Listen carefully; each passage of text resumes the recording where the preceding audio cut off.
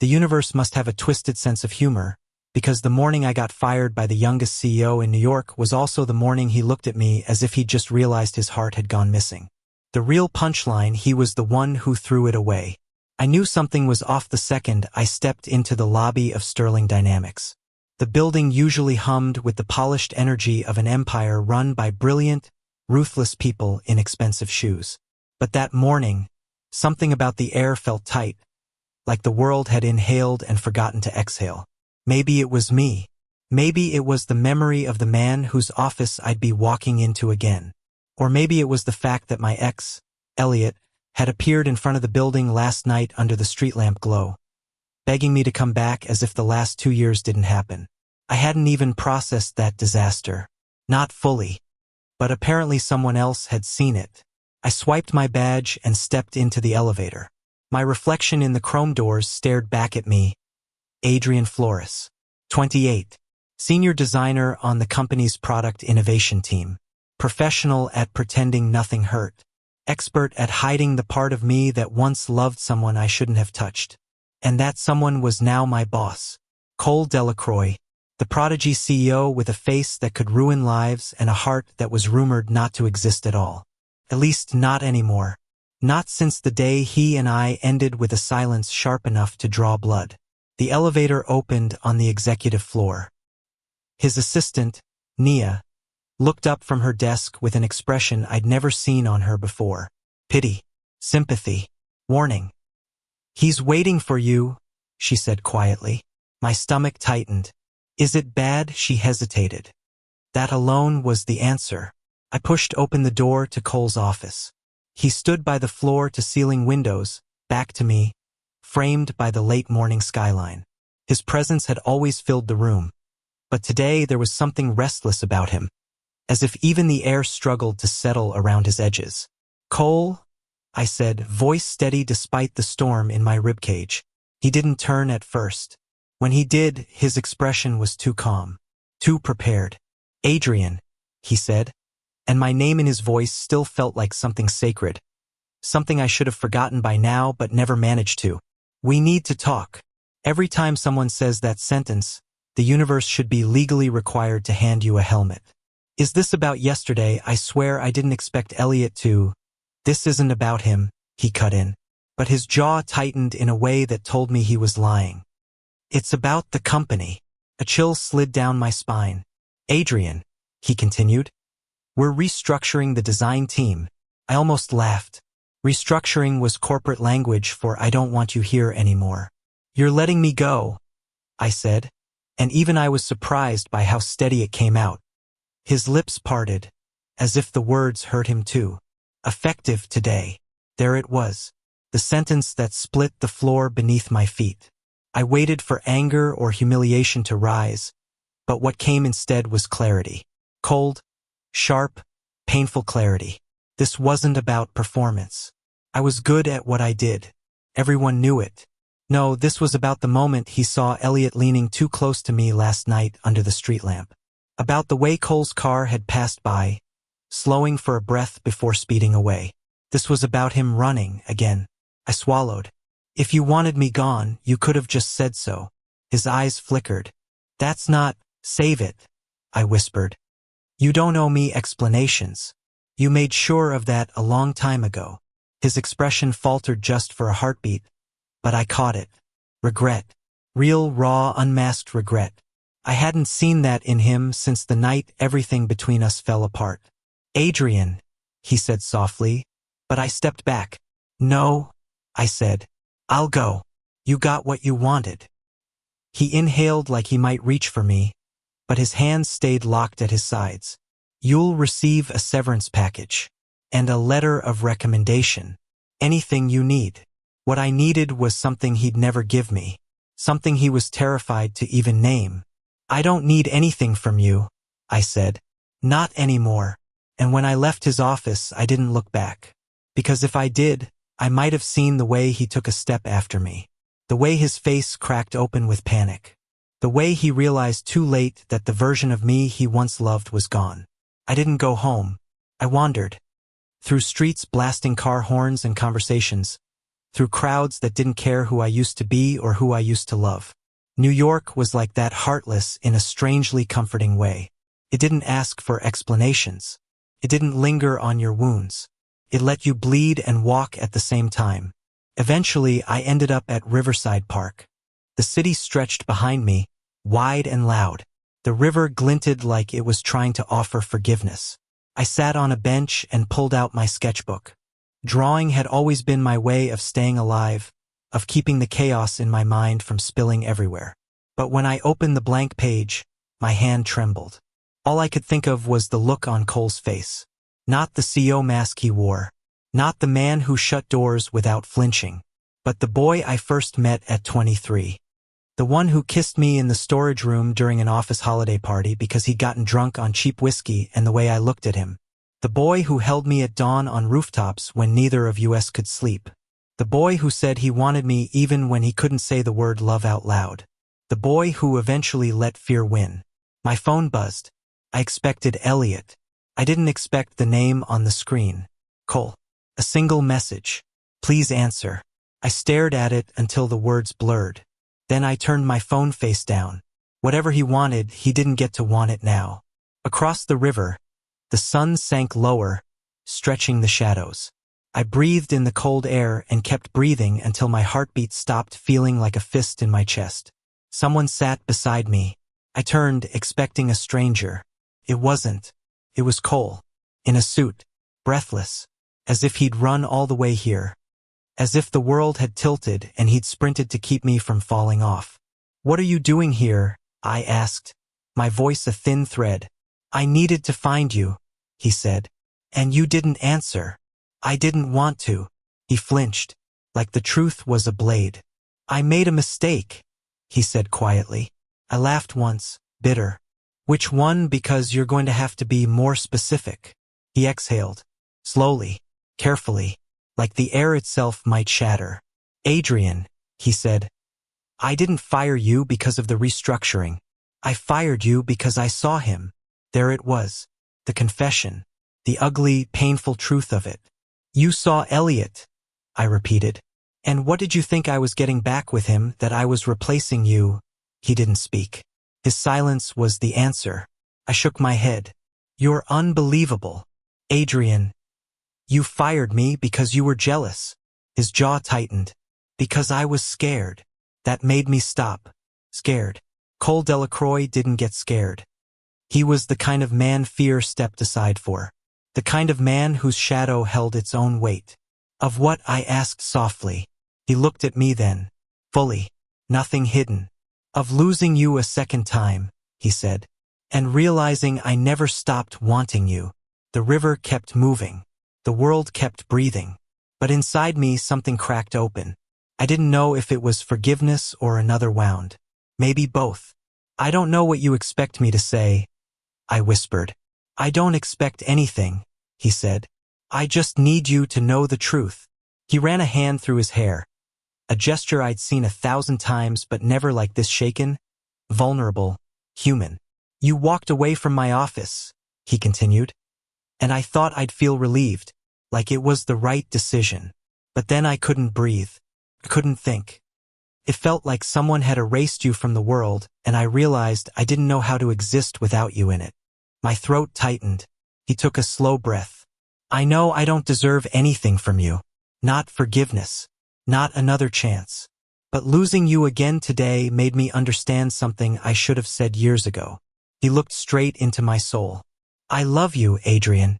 The words hit me like impact, like collision, like everything I'd ever wanted thrown at me too late and too suddenly. I felt the park tilt. I felt my heart scream. I felt the past pull at me like a tide. And yet I didn't move. Not toward him. Not away from him. "Cole," I whispered, voice barely there. He waited. For once he didn't push. Didn't command. Didn't shield himself behind power. He just waited. I closed my sketchbook. And for the first time that day, I let myself breathe. "Cole," I said again. "This isn't something I can answer here. Not like this. Not after everything." His shoulders lowered, but he nodded. "I know. I'm not ready. I know. But I continued. I'm not walking away either. His breath caught. Come with me, I said, standing. Let's just walk. No decisions. No labels. Just walk with me. He stood slowly, carefully, as if any sudden movement would ruin everything. We walked along the river, side by side, not touching, not distant. Two men who had broken each other without meaning to. Two men learning how to be real again. Two men who might still find a way back. The wind brushed between us, carrying the golden light of a city that had seen far worse and far better than our fragile hope. And somewhere inside me, something softened. Something whispered that maybe this time wouldn't end the way it did before. That maybe everything we had lost could still be found. Cole walked beside me as if he were afraid the ground might crack open beneath us. For a man who built an empire before 30, he looked strangely unsure of how to keep pace with me. His hands stayed jammed in his coat pockets, shoulders tight, gaze flicking from the river to the pavement to me, like he was terrified I might vanish if he blinked too long. We walked past runners, dog walkers, couples tangled in each other's laughter, people with whole lives unrelated to ours. The city didn't pause for us, didn't bless us with a miracle sunset or cinematic sweeping melody. It simply existed, and maybe that was enough. Maybe real moments didn't need orchestras or grand dramatic gestures. Sometimes they were just two men walking in silence, trying to remember how to breathe around each other. You don't have to say anything, Cole said finally, his voice quiet but steady. I just wanted to be near you. That's dangerous, I replied lightly. Being near you always has been. A small, traitorous laugh slipped out of me. He heard it. His shoulders eased just a little. We turned a corner, the river dipping out of sight. The sidewalk narrowed, guiding us closer. His hand brushed mine for an instant. Heat shot up my arm so sharply I almost stopped walking. He pulled his hand back immediately. Sorry. It's fine, I said quickly. It didn't feel fine. Cole, I'm trying, he blurted, and the raw honesty in his voice startled me. I'm trying to do this right. I don't know how to do this right, Adrian. Not with you. Not when every part of me wants to drag you into my arms and ask you to start over. My breath caught. But I won't, he added. Not unless you want it. Not unless you say it. We reached a crosswalk. The red hand glowed bright. I stared at the traffic, cars blurring by in streaks of light. Do you remember the first time we walked together like this? I asked. Of course I do. We'd stayed late at the office. The heating broke. You pretended not to notice me shivering. He smiled, the first real smile I'd seen from him in years. And you pretended not to notice me watching you. We were idiots. We still are. The light changed. We crossed. A gust of wind rushed between us, lifting the collar of his coat, tugging at my hair. I shoved my hands into my pockets. Why didn't you tell me you were scared back then? I asked. He inhaled deeply, like the question weighed far more than the air around him. Because I didn't understand it. I'd never wanted someone the way I wanted you. It felt like losing control of everything I thought made me strong. And now, I'm older, he said softly. Not wiser, maybe, but I'm tired of pretending I'm not human. We reached a quiet stretch of street lined with old brick brownstones. A lamppost flickered on as the early evening settled. Do you ever think, he said, that maybe we were never supposed to end the way we did? Do you ever think we were doomed from the start? I countered. Every day, he admitted. And yet here we are. Yeah. Here we were. Two men who'd burned down a relationship and somehow found themselves standing in the smoke together. After a few minutes, Cole slowed his pace. Adrian, are you hungry? I blinked. Hungry? There's a little diner a few blocks down. Gracie's. You used to love their pies. I stared at him. You remember that? He nodded almost shyly. I remember a lot of things about you. Something tightened in my chest, something dangerous, something warm.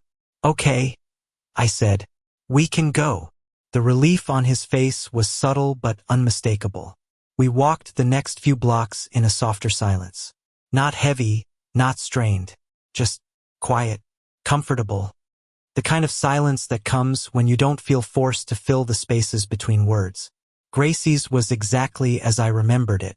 Neon sign flickering. Smell of grease and cinnamon and old coffee lingering in the air. Red vinyl booths worn from years of elbows and conversations. The kind of place that didn't care who you were or what mistakes you'd made before stepping through the door. Cole held the door for me. It was such a simple gesture, but something about it hit me deeper than it should have. We slid into a booth near the window. He sat across from me, hands folded on the table like a man preparing to negotiate $1 billion deal. Except this time, the stakes were higher. "What are you thinking?" he asked. That I didn't expect to be fired and then taken out for pie by my ex in the same day. He winced. "Right? About that. Adrian, I really am. Don't." I cut in. "Not yet. I'm not ready for the apologies part." "Okay." He nodded, accepting it without argument. A waitress approached. Older, kind eyes, hair pulled into a bun that had survived several decades of late shifts. "What can I get for you boys?" Cole looked at me first. Always at me first. "Do you want your usual?" I raised an eyebrow. "You remember that too?" He had the decency to look embarrassed. "Apparently I remember everything except how not to lose you." I swallowed. "I'll have the apple pie," I told the waitress. "And coffee." "And for you, sweetheart?" she asked Cole. "The same," he said. She scribbled the order and walked away. Cole leaned back, watching me with an expression I couldn't decipher. It wasn't hunger or longing or guilt. It was something quieter. Something almost tender. "I didn't expect you to talk to me today," he said. "I didn't expect you to chase me across the city. I would have crossed the whole state if I had to." I looked down at my hands. "Why?" He didn't hesitate. "Because I can live with a lot of mistakes, but not with losing the chance to make things right with you. You don't even know if we can be fixed." "No," he agreed. "But I know I want to try. And I know you didn't walk away today. That means more than you realize." The waitress returned with the pie. I took a bite. Warm, sweet, familiar, comforting in a way life rarely was. "Damn," I murmured. "I forgot how good this is." Cole smiled, a real one. "You used to say it tasted like childhood you never had." "Yeah," I whispered. "I guess I did." He lowered his fork. "Adrian, can I say something without you leaving?" "That depends on the thing." "I miss you." The words sliced clean through my defenses. I set my fork down carefully, like sudden movement might break me. "You miss the idea of me," I whispered. "No," he said. "I miss you. The you who argues with me about cereal brands. The you who sketches on napkins. The you who falls asleep on the couch with a pen still in his hand. The you I pushed away because I was too scared to admit I loved him." My chest tightened painfully. "Cole." He reached across the table but stopped halfway, hand hovering, offering rather than demanding. I stared at that hand, at the man behind it, the man who had broken me, yes, but who was also looking at me now with a sincerity I'd never thought I'd see from him again. "Adrian," he whispered, "I don't want to rewrite the past. I just want a chance to build something better now." I didn't take his hand, but I didn't pull away either. After a moment, he withdrew it gently. We ate the rest of our pie in silence. When we stepped back outside, the sky had darkened. Streetlights flickered on, glowing against the cool air. Cole shoved his hands into his pockets again, tilting his head toward the avenue. "Do you need a ride home?" he asked. "Home." The word felt foreign after a day like this. "I'll walk," I said. He nodded. "Can I walk you?" I hesitated. "It's just a walk," he said softly. "Nothing more." "Okay." We headed down the street, our footsteps echoing on the pavement. "Adrian," he said after a block, "I know you don't trust me." "Not fully," I admitted. "I don't blame you." We crossed another intersection, the light changing just as we approached. I stepped forward. He reached out instinctively, fingers brushing my arm to stop me from walking into a passing cyclist. "Careful," he murmured. The touch was nothing. A brush. A reflex. and yet my heart reacted like he'd whispered a confession against my skin. I stepped away. He dropped his hand. We walked on. When we reached the entrance of my building, Cole stopped. His breath clouded in the cold. "Can I see you tomorrow?" he asked. "Why?" "Because I want to try," he said. "And I think you want to see if trying could work." I didn't answer. Not immediately. He stepped back, giving me space. "Think about it. You don't have to decide now." I nodded once. He turned as if to leave but paused. "Adrian." I looked up. He swallowed. "Thank you for today, for letting me walk beside you. It meant more than you know." Then he started down the street. I watched him. Something in his pace, slow, reluctant, almost hopeful, made my heart twist. Before I could stop myself, I called out, "Cole." He turned instantly. I hesitated. "Then if we meet tomorrow." "It's not a promise," I said. "I know. It's not forgiveness. I know. And it's not a second chance." His voice was barely a breath. "I know. It's just a conversation." He nodded. "I'll take that." And for the first time in years, he smiled at me in a way that didn't break anything, only softened everything. "Good night, Adrian," he said. "Good night, Cole." He walked away slowly, and I watched until he disappeared around the corner. Only then did I go inside, heart unsteady, mind racing with things I wasn't ready to name. That night, I lay awake staring at the ceiling, replaying every moment, every word, every look, and somewhere between exhaustion and honesty, a thought whispered through me. Maybe this time, we were both scared enough to try doing things differently. Sleep was useless. Every time I closed my eyes, I saw him walking away under the streetlights, shoulders tight with hope he didn't dare say out loud. I turned on my side, then my back, then on my stomach. No position in the world could shut my brain up. Cole Delacroix loved me, or he thought he did, or he realized he always had. None of those options were easy. By morning, the city was awake long before I was. Horns blared. Someone argued outside about a parking space. Sirens wailed in the distance. New York never apologized for being loud. It simply existed in its own chaos, expecting you to keep up.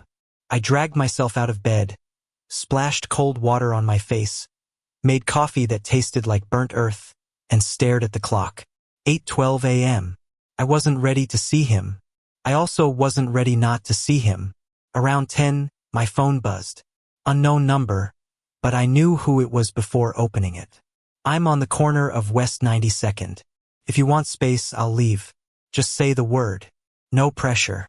No assumption. No push. Just waiting." I grabbed my coat. The morning air hit me like a slap and a kiss at the same time. Crisp, sharp, waking me up faster than the coffee had. He stood exactly where he said he'd be. Dark coat, hands in pockets, looking down at the pavement like he was afraid the world might swallow him if he made the wrong move. When he saw me, relief flashed across his face, so raw and unguarded I felt it in my chest. "Hi," he said. "Hi. You didn't have to come. I know. But you did." "I did." Silence. Gentle this time. He gestured down the street. "Walk." I nodded. We moved through the morning bustle, weaving between people who had no idea that my entire past and maybe my entire future was walking beside me, trying not to look like he was fighting hope with every breath. "What are you thinking about?" he asked. "Us." He swallowed. "And I don't know if we work. I understand. I don't know if we break each other again. I know. I don't know if we should try." He looked at me carefully. "But you're considering it." I didn't answer. We reached Central Park.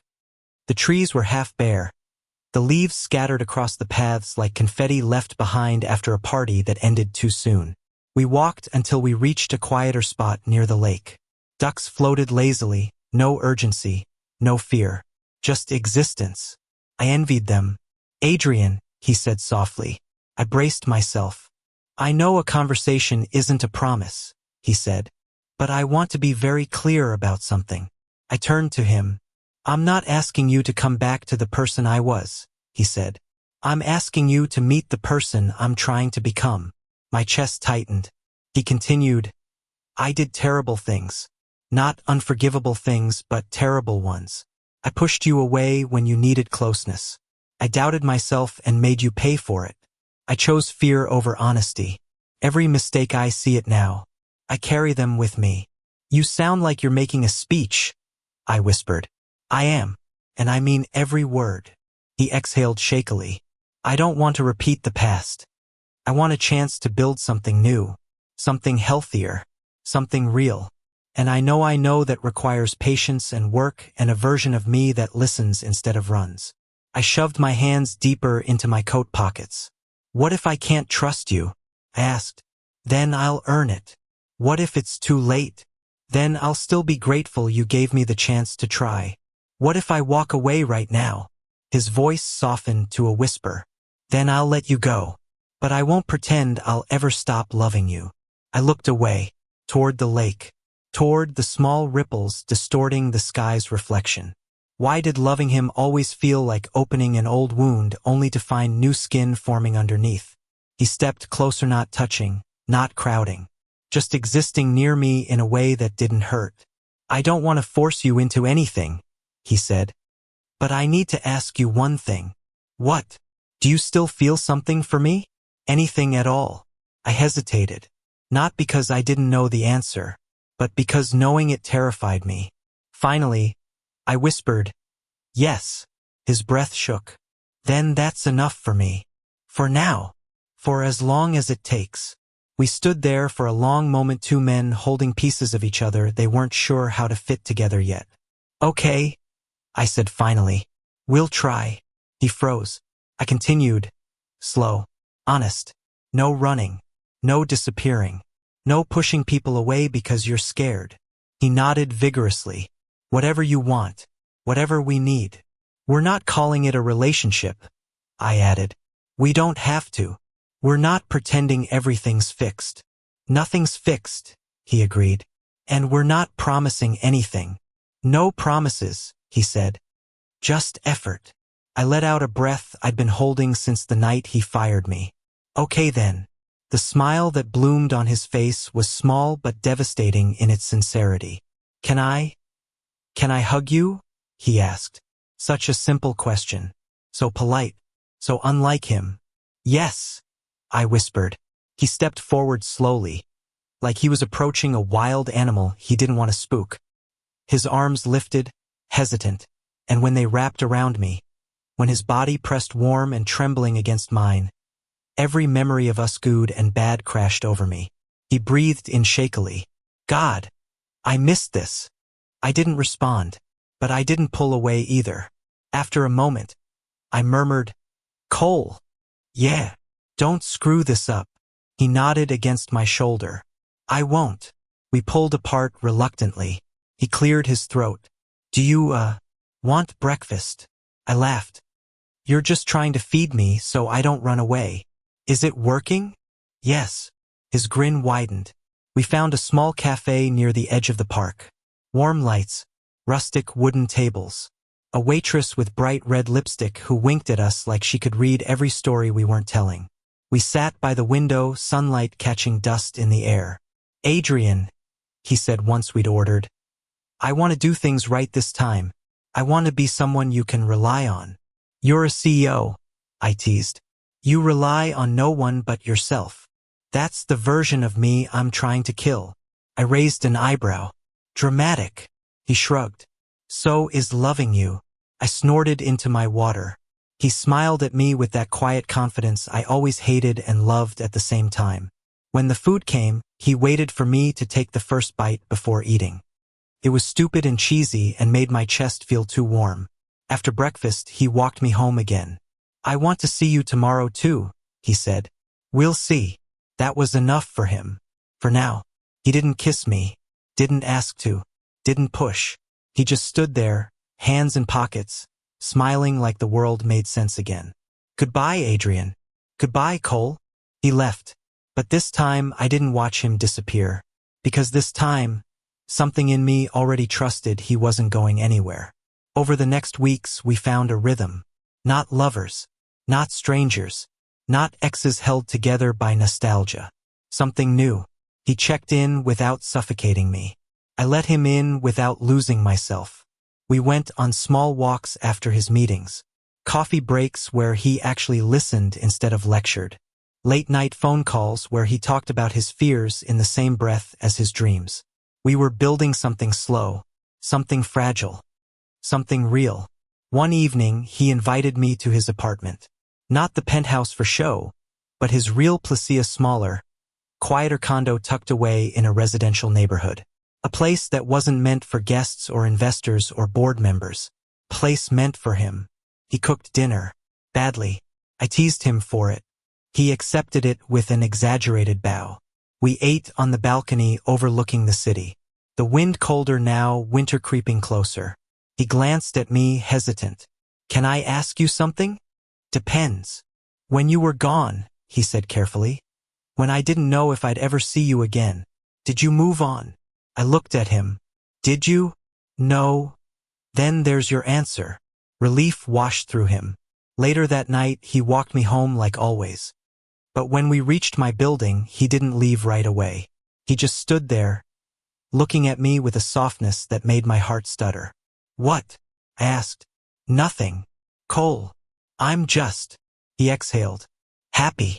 That's all. Happy. Yeah. With what? You. Somehow that simple word made my knees weak. We stood there, warm breath mixing with cold air. He stepped a little closer.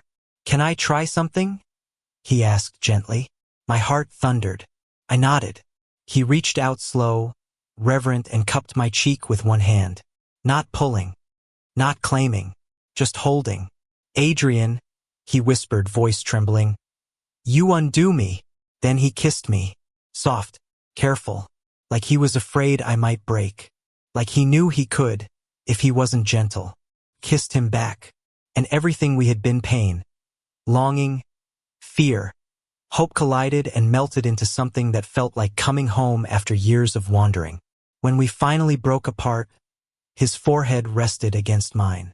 I love you, he whispered. I know. Do you? Yes, I said before he could finish. He froze. Then he pulled me into a fierce, shaking hug that felt like a promise we both finally understood. Months later, Sterling Dynamics announced its new design lead. Me. No drama. No whispers. No favoritism. Just two men who chose honesty over fear. Cole didn't fire me out of jealousy again. He hired me out of trust. We learned to talk, to apologize, to fight without destroying, to love without hiding. And on a quiet spring morning, in the same park where we rebuilt everything, he took my actual hand. No fear, no hesitation, and said, I'm not scared anymore. Me neither, I answered. We didn't need grand gestures. We didn't need perfect. We just needed us. Messy, healing, whole, together. Thank you for listening. If you find it interesting, please like and subscribe to follow the next stories.